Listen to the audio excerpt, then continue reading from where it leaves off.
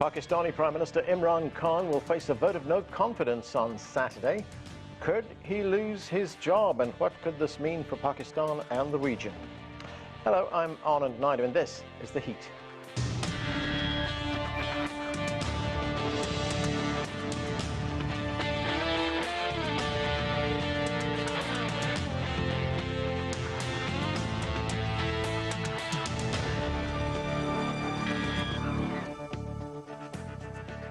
Prime Minister Imran Khan's political future could be in doubt. The opposition claims to have the necessary votes to oust him.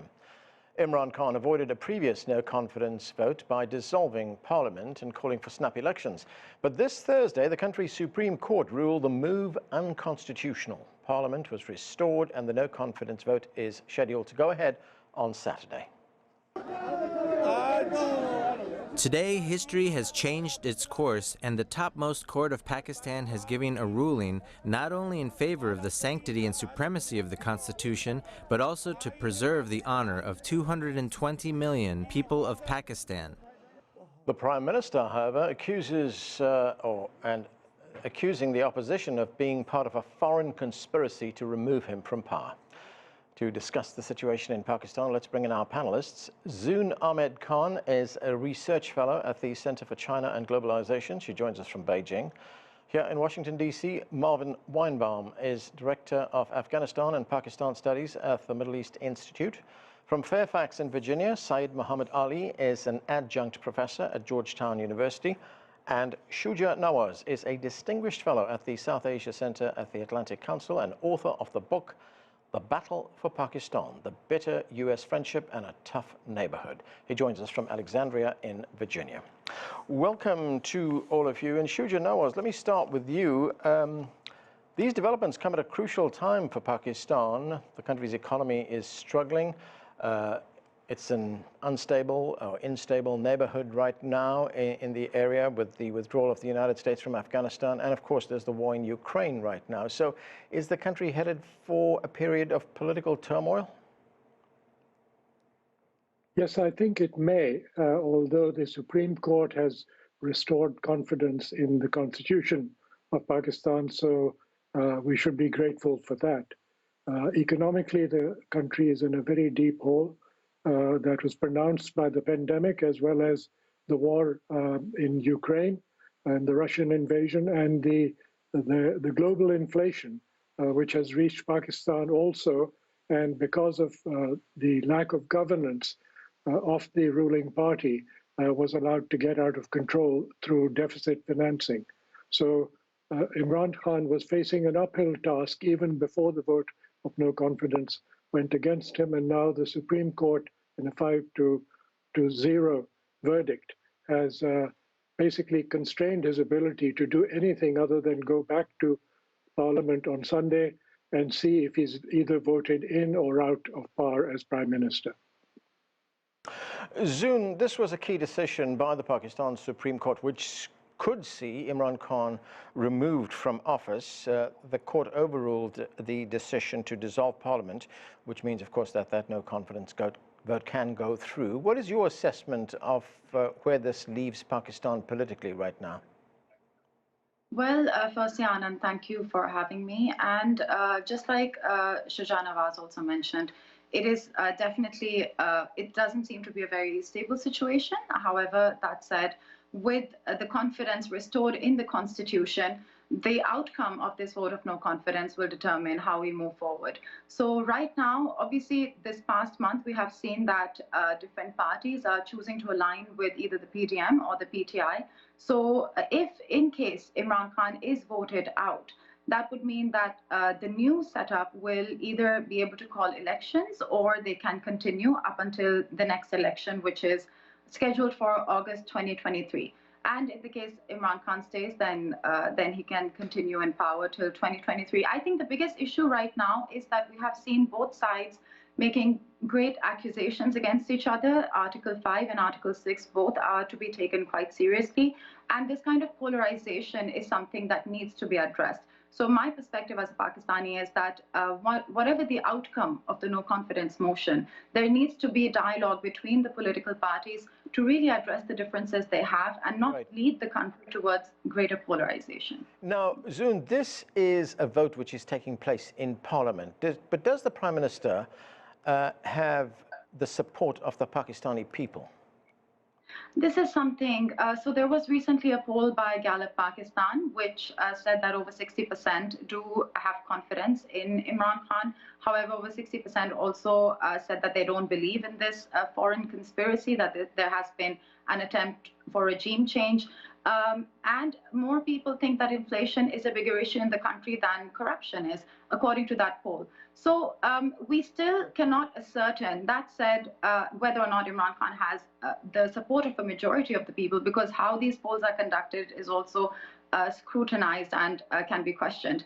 We cannot say for sure. I think in the end, a general election would be the best litmus test. However, this is a constitutional process, and the parties that are currently part of PDM do have great support, grassroots support, as does Imran Khan. Syed Mohammad Ali, how did we get to this point? How did Imran Khan lose the support of Parliament? Well, I mean, it was a long time coming, looking at his governance record and his sort of adamant insistence on going after the opposition. I mean, from the get-go, I mean, with the promises of change that had brought him, to power, the tsunami of change that he was promising, there was disappointment, I mean, right from the get-go when he relied on a lot of the so-called electables. So we saw a lot of, old faces sort of re-emerge, in his cabinet and, having come to power with his tickets. And then subsequently, I mean, the economic performance has not been good.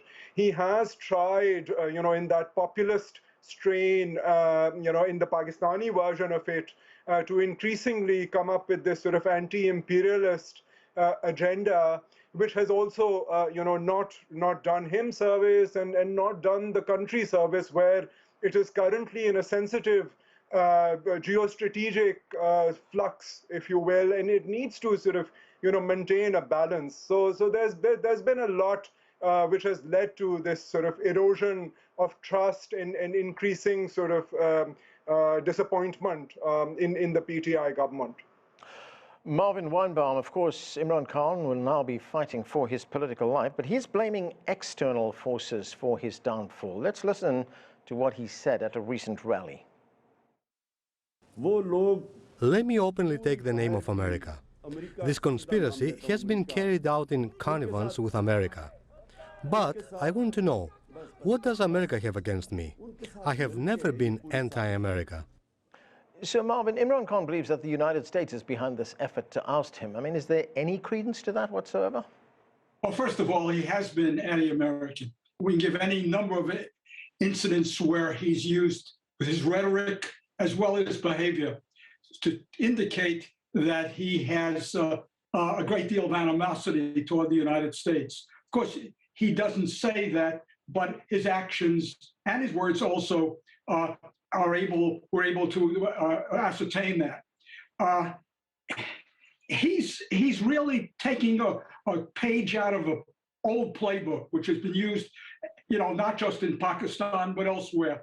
And we have a good example in Pakistan in 1977, when the then prime minister, who was on his way out, also opposition, having mounted against him, said the United States is behind this.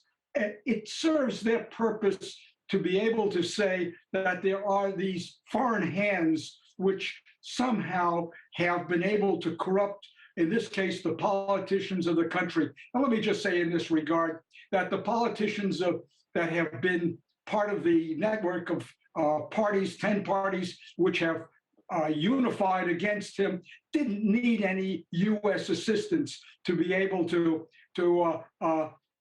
pull off what would appear to be a very successful effort here to remove him from power. So we really have to see this as rather typical behavior of a desperate politician. Shuja, Nawaz, Imran Khan did start to move the country away from the United States and more towards China and Russia. Did that compromise his standing or his power base in any way domestically in Pakistan? I don't think so, because the Chinese connection in particular still holds great promise for economic development, the development of infrastructure, the creation of jobs within the country. Russia really doesn't offer a lot to Pakistan economically, but it did offer an opportunity of Pakistan becoming an ally of Russia to some extent, and also receiving defense equipment from them. The amount of trade with Russia is really not that significant. The United States continues to remain the major trading partner.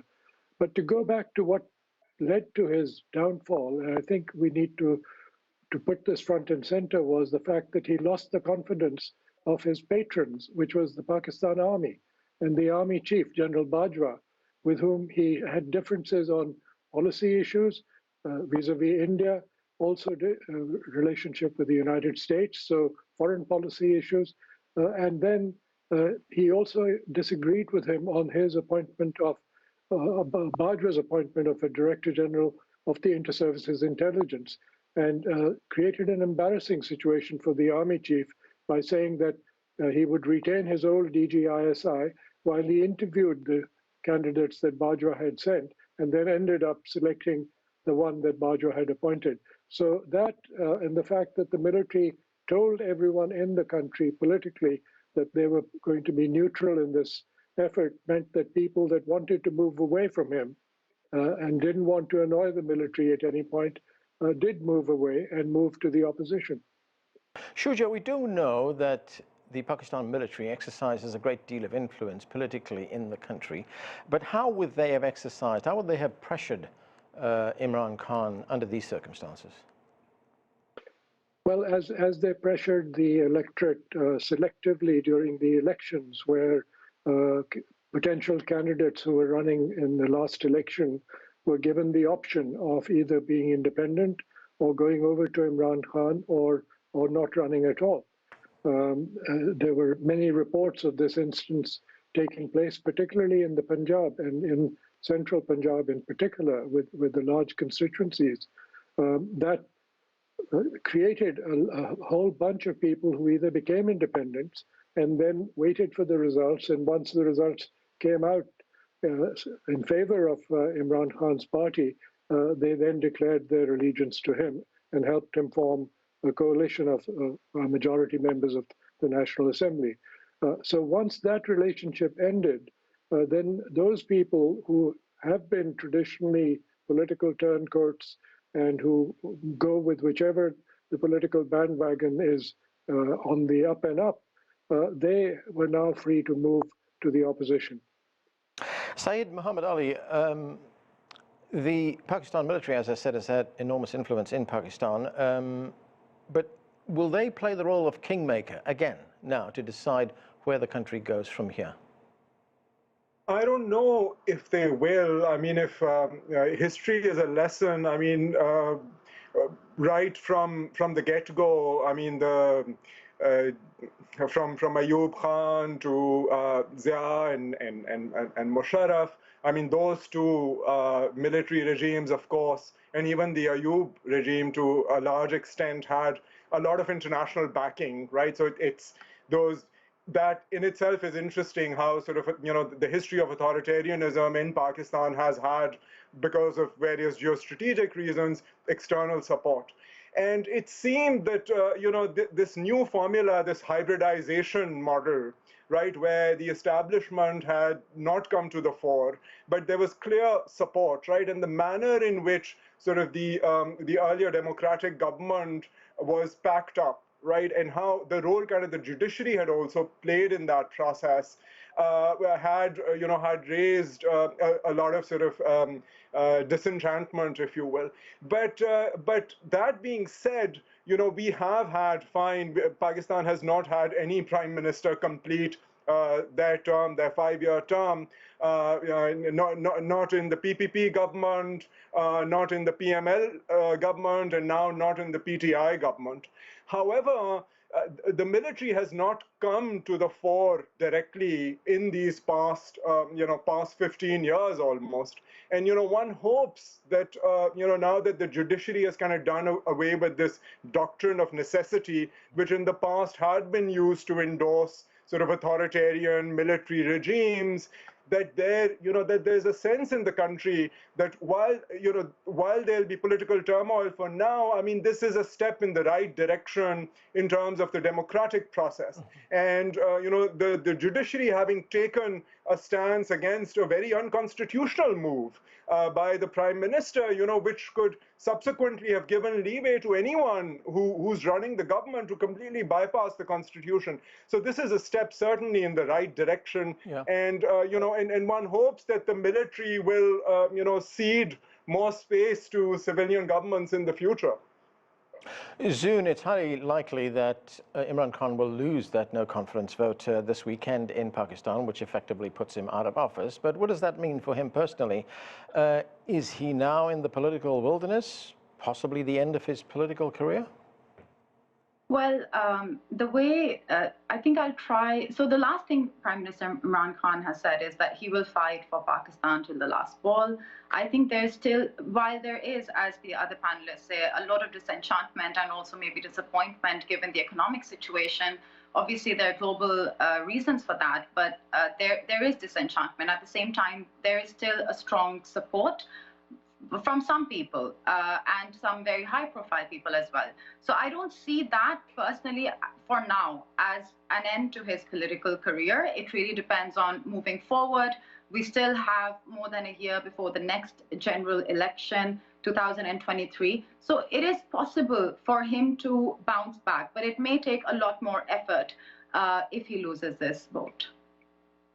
Syed Mohammad Ali, the Pakistan economy, as we mentioned, is in trouble. It's struggling. Inflation is now in double digits. How much of this can be blamed on Imran Khan? Because he inherited much of a very bad economy when he came to office. He did, but I mean, there hasn't been, I remember having gone to the biggest rally that he had, where then everyone realized, like, hey, this is serious, and he might become the prime minister, at Minar-e Pakistan in Lahore.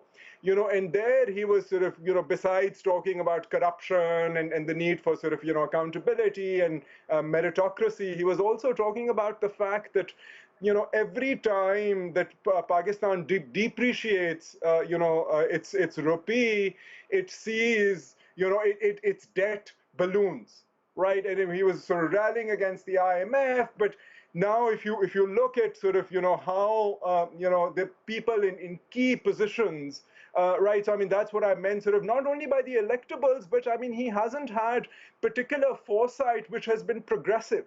Right, so I mean, it's been a repackaging of old wine in new bottles, if you will. But the economy has not. I mean, he hasn't done anything particularly radical. I mean, he said he's going to scrutinize CPEC projects, but that sort of went sideways. So there hasn't really been. I mean, yes, he's been contending, of course, with COVID. I mean, oil prices, the situation in Ukraine, I mean, these are all shocks, right? And but there hasn't per se been any economic vision that has had any semblance of the progressiveness that his rhetoric had suggested while he was coming to power and during the time that he was in power. Marvin Weinbaum, the journalist Peter Oborne, writing on a website, and I'm going to quote what he wrote. He says, after the U.S. debacle in Afghanistan, the United States has a greater need for Pakistan to resume its role as a U.S. client state, unquote. Do you believe that to be the case?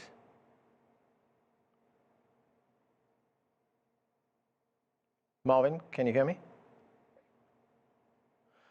Okay. Shuja, let me put that question to you, and I'll just repeat that quote from Peter Oborne, who said that after the U.S. debacle in Afghanistan, the U.S. has a greater need for Pakistan to resume its role as a U.S. client state. Do you believe that? I think that's the short answer. The mistake that the United States has made in its relationship with Pakistan for the last 2 or 3 decades, particularly, has been that it has treated it as a client state, and it has been a transactional relationship, and there has been no Pakistan policy in Washington. It has always been a corollary of whatever policy was for the region, whether it was Afghanistan or China or Russia. And so I think it's about time that the US took Pakistan seriously and showed some respect to a country of 220 million people, which is a nuclear power, which is at a very strategic location, and which can be a hub for economic development and integration of Iran, Afghanistan, Central Asia, and India. And so I think a complete rethink needs to be happening within Washington, except that, as we have seen in numerous past occasions, the US doesn't seem to have the ability to focus on more than one international crisis at a time. I'm hoping that this will change with this particular opportunity. Now, of course, Prime Minister Imran Khan will continue blaming the United States, but to go back to what Mr. Ali was saying, I think it's important to recognize that fiscal mismanagement has been at the heart of the Imran Khan government also. And the kind of throwing of deficit financing at welfare projects without looking at productivity, the inability to even keep up with self-chosen targets for the IMF programs has led to the abeyance of that. The seventh review is incomplete. Until a new government comes into play, that program will not be revived. Marvin, I believe you are now back with us, and I'd like to get your view on that question. After the chaotic withdrawal of the United States from Afghanistan, does the US need Pakistan now, even more so than before, as a client state in the region? Well, what the United States needs now is that there not be a destabilized Pakistan. And I know that's not necessarily a view shared in Pakistan. Pakistan, if it goes through a period of turmoil now, this does not serve the United States' interests. There are concerns that the United States has with Pakistan. This is not the 1990s when the U.S. could easily walk away from the country and let it take whatever course it was going to. Rather, that we have now a Pakistan in a theater in which we have concern in the United States for the reemergence of terrorist organizations with their ambitions to carry out attacks far from the Pakistan-Afghanistan theater. Also, we recognize that did not exist in the past, that this is a nuclear regime, and we have concern about proliferation.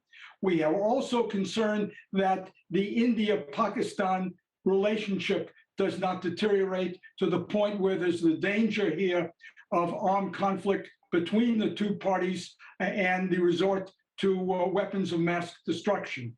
So the United States has a great stake in Pakistan. On the other hand, I think it's very clear that Pakistan and the United States have a lesser relationship, if only because the United States has left Afghanistan and is not dependent upon Pakistan in the way it was for more than 20 years. Zoon, one other foreign policy question, and that is the Pakistan relationship with China. China has very close links with Pakistan, especially in terms of trade and the economy. There's CPEC, the China-Pakistan Economic Corridor. How would you characterize the relationship between the two countries?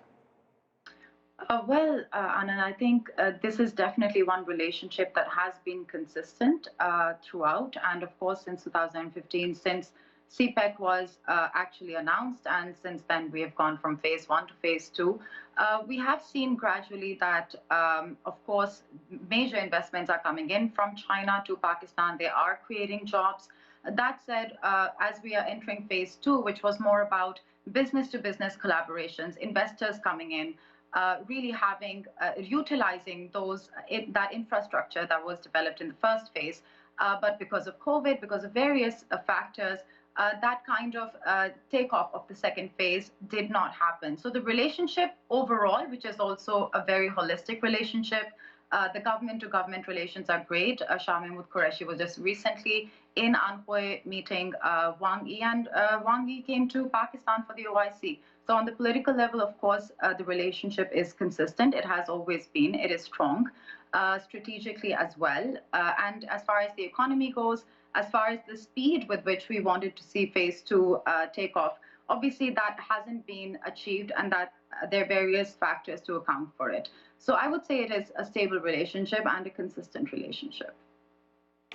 Shuja, Nawaz, you know, as captain of the Pakistan national cricket team, Imran Khan once said, very famously, that the team needed to fight like cornered tigers, quote unquote, when all appeared lost in the 1992 Cricket World Cup, which they actually ended up winning. Do you think you might emulate that strategy in the political arena? There's always a possibility, except that, you know, the cricket rhetoric is now way in his past, and he needs to learn how to operate in the political realm and in the economic realm and in the reality of national and global politics. You can't have U-turns, you can't have strong opinions which are not based on fact. Neither can you create and foster what appears to be a narrative of victimhood inside Pakistan, which is what he tried to do with this allegation of the US conspiracy. I think he will need to recognize his strengths and weaknesses. And one of his biggest strengths is, of course, that he is the only national leader at the moment on the Pakistan scene who is not a dynast. And I think it's important for Pakistan's political stability for there to be more such leaders on the scene. Secondly, he continues to have an appeal to Pakistani youth. And with a population of 220 million and a median age of 23, that's a fairly large chunk of the Pakistani voting public. And so he has an ability to bring them together for the good rather than as a destructive force or a disruptive force. But he will have to change his approach to things like education, where he is being taken Pakistan education system backwards by injecting too much religion into it and not setting the base for a system that will improve Pakistan's standing in the world in terms of STEM education. Okay, and that's where we have to leave it. Thanks to all of you for being with us. That is it for this edition of The Heat, but the conversation continues online. Join us on CGTN America's Facebook page to comment on this or any other show, or chat with us on Twitter @CGTN America. I'm Anand Naidu in Washington, D.C. Thanks for being with us.